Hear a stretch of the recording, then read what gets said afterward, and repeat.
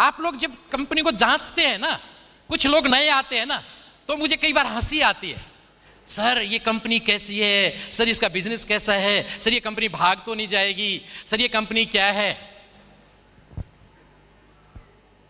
मैं इसके बारे में भी बता दूं आप लोगों को।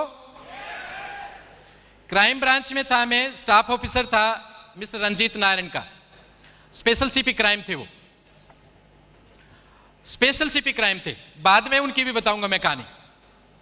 मैंने जब उनको इस कंपनी के बारे में बताया, मेरे प्रोडक्ट यूजर हैं वो, आज भी यूजर हैं, तो उन्होंने कहा, जिस टाइम पे एक वक्त ऐसा आया था कि जब मैं बहुत ज्यादा पागल हो गया था इस सिस्टम के लिए, तो उन्होंने कहा एक काम कर, क्योंकि मैं क्राइम ब्रांच की इकोनॉमिक ऑफेंस सेक्शन में था, जहां पे ऐसी कंपनियों के खिलाफ रोजाना केस रजिस्टर करते हैं। Economic offence section Qutub hotel में है, कभी जाने का मौका लगे तो वहां पे देखेंगे, मेरा नाम भी वहां पे लिखा होगा। वहां पे मैं ऐसी कंपनियों के, मानसून सेशन में एक विधेयक आया था कि ऐसी कंपनियां जो लोगों का पैसा लेके लूट के भाग जाती हैं, ये सारी की सारी फेक कंपनियां होती है, सारी नेटवर्किंग कंपनियां, उस टाइम पे बहुत बड़ा वो प्रॉब्लम चला था, इनको सबको बंद किया जाए, इनके खिलाफ सर्विलेंस हो, इनके सारे के सारे ए से लेके जेड टोटल पेपर्स को चेक किया जाए। और 297 कंपनियां उस टाइम बंद हुई थी,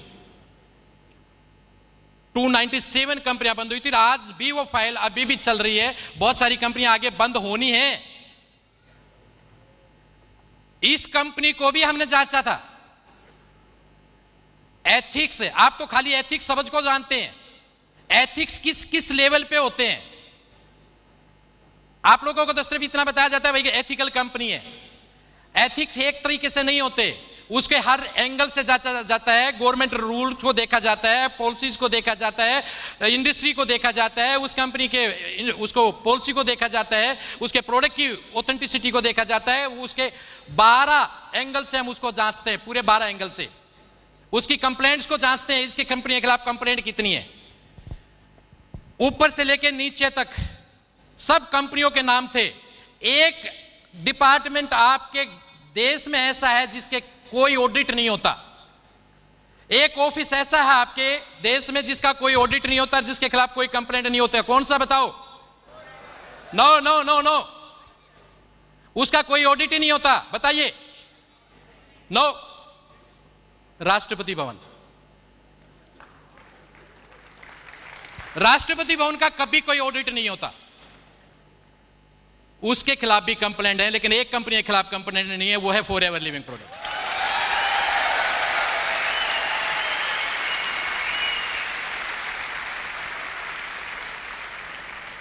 शायद ही कोई ऐसा गवर्नमेंट डिपार्टमेंट हो जिसने हमेशा टाइम पे पैसा दे दिया हो, शायद ही।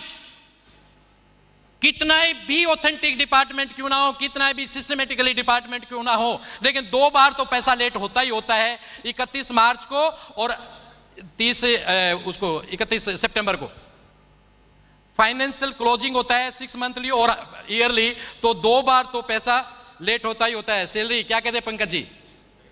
एक कंपनी दुनिया में ऐसी है जिसका पैसा लेट नहीं होता, वो है फॉरएवर लिविंग प्रोडक्ट।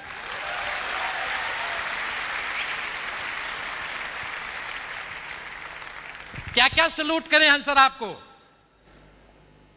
और फिर आप इस कंपनी में डाउट करते हो।